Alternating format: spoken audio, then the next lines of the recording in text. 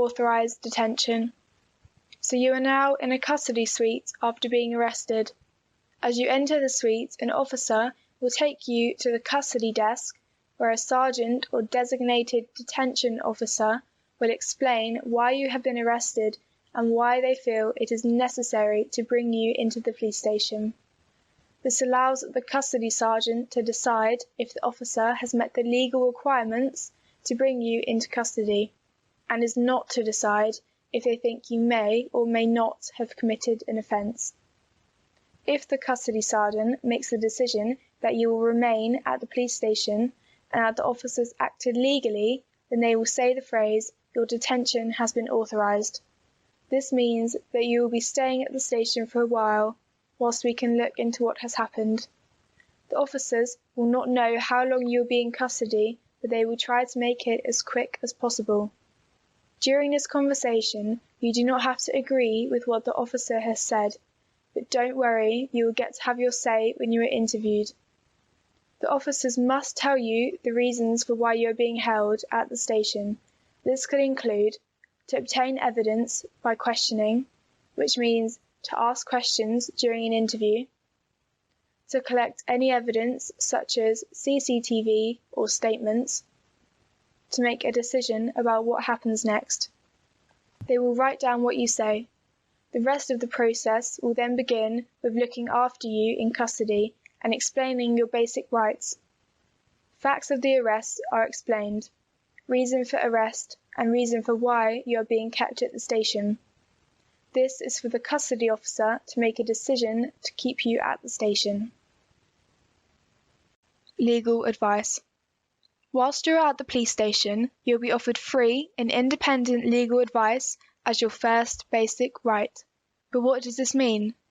This means you can speak to a solicitor who is not connected with the police in any way for advice, and this advice is free. You do not have to pay for this. The police have to officially request a solicitor for you by calling them on your behalf, as you do not have access to a phone. If you know the name of the solicitor you want to represent you, the police will still have to call them for you. Your solicitor may want to speak to you on the phone, and this call will be made as private as possible. You can speak to them freely, and they may tell you they will be attending the station for your interview. You can also request to speak to your solicitor at any time, day or night, and the police will do their best to contact them. If you say you don't want a solicitor at first, you can change your mind and ask for one. Your appropriate adult can help you make a decision about having a solicitor, but this will be explained later in the video. An inspector will ask you why you have changed your mind. You do not have to give them a reason. You may have to wait for your solicitor to attend the station, but they are there to help you through the process. The solicitor will give you free legal advice. You can speak to a solicitor in person or over the phone. Someone informed. Your next right is to have someone informed that you have been arrested. Having someone informed means that the police can let one person of your choice know that you are at the station. This person should be someone you know. If that person cannot be contacted, the police may try up 2 other people you choose on your behalf. There may be a delay in contacting the person you have chosen, or the police may feel the person should not know of your whereabouts because of being linked to your investigation. So the police are likely to ask you questions about who this person is and how you know them. The police will tell your parent, guardian that you have been arrested, why you have been arrested, and where you are. Once the call has been made, the police will confirm the person's identity, and they may allow you to have a short conversation on the phone with them. If you speak to your solicitor on the phone, your call is private. Any other call is not private. The police can listen to it. The police may finish your call if they feel it is necessary because you are talking about the investigation or becoming upset by the call. Codes of practice. The last right they will tell you about is that you can read a book called the Codes of Practice. This is a book which tells you all about police procedures whilst you are in the police station. It explains things like your right to have a shower and all the things the police have to write down about you and your health needs. You can read it whenever you want, or there is a shorter summary if you'd prefer to read that. Foreign nationals. If you were born in a country other than the United Kingdom, we will inform your embassy that you have been arrested and are at the police station. Usually this is done by officers sending an email. If English is not your first language, or if the custody officer thinks you might benefit from having one, an interpreter will be arranged to help you communicate with the police, especially during your interview. The interpreter might come to the station if they are not too far away, or it might be done using video technology like FaceTime or Skype, where they will be on a large screen in the interview room. Appropriate adult. Every child in custody will have an appropriate adult to support them, and you can talk to your appropriate adult in private whenever you want to. Appropriate adults are there to make sure the police are respecting your rights, making sure they are treating you fairly and that you are being well looked after. They are not supposed to be there just to watch what's going on. They should speak up if they think the police are not looking after you properly. They are also there to help you communicate with the police and to help the police communicate with you. Sometimes the language the police use is quite complicated and you might not understand what they're saying. Your appropriate adult can help by asking them to phrase a question in a slightly different way so that you understand what is being said. For most children, the appropriate adult will be your parent or guardian, but sometimes that is not possible because they are looking after your brothers or sisters or have no way of getting to the station.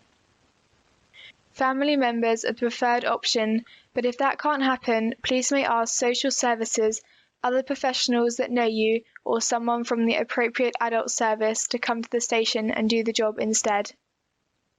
Also, in some circumstances, the person you want to be your appropriate adult may not be suitable as far as the police are concerned, for a number of reasons, in which case someone else will be contacted.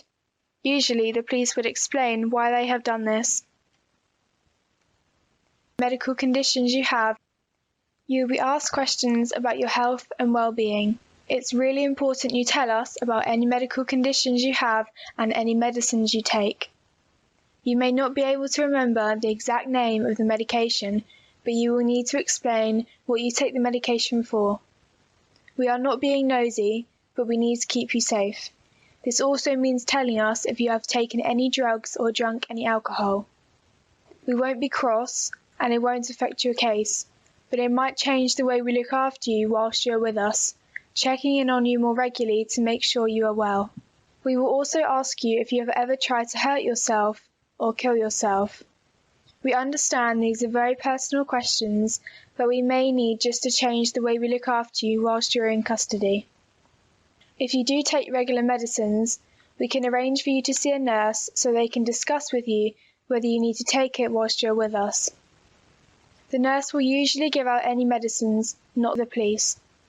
They also have things like plasters and paracetamol should you need them, and you only need to ask. If at any time during your stay in custody you start to feel unwell, please let someone know and we can arrange for the nurse to see you. They have their own room and can see you in there or come to your cell. Searching property. Everyone who comes to the police station under arrest is searched, so that the police can confirm you don't have any items on you which you could use to hurt yourself or other people or cause damage. Most people will be searched by the officer who arrested them, in front of the custody officer. This will involve removing your outer clothing, emptying your pockets and being patted down. They may also use a search wand, which is like a metal detector, which they will wave around your body. Items you have on you may be taken by the police and kept safe. You will get these back once you leave the station, unless they are needed to keep as evidence. Sometimes the custody officer may authorize a strip search, which means you will be taken into a separate room with 2 officers of the same gender as you, and your appropriate adult if you want them to be present. You can also ask your appropriate adult to wait outside the door. Officers will instruct you to remove your clothing in stages, and if you follow their instructions, you will never be totally naked. Usually, they will ask you to remove your top half, check everything, and then allow you to put those clothes back on before asking you to remove your bottom half, check everything, and ask you to put them back on when they are satisfied there is nothing hidden in your clothing or your body. Clean clothes will be provided if any of your clothing is kept during this process. Cell layout. Your cell is a space for you to stay safely whilst you're in custody, and most cells have a CCTV camera in which will record what happens in your cell. It has a bed, bunk, with a mattress and pillow. Blankets are available for your comfort. In the corner of your cell there will be a toilet, and toilet tissues are available on request. Although we said there is a camera in your cell, custody staff will not be able to see you using the toilet.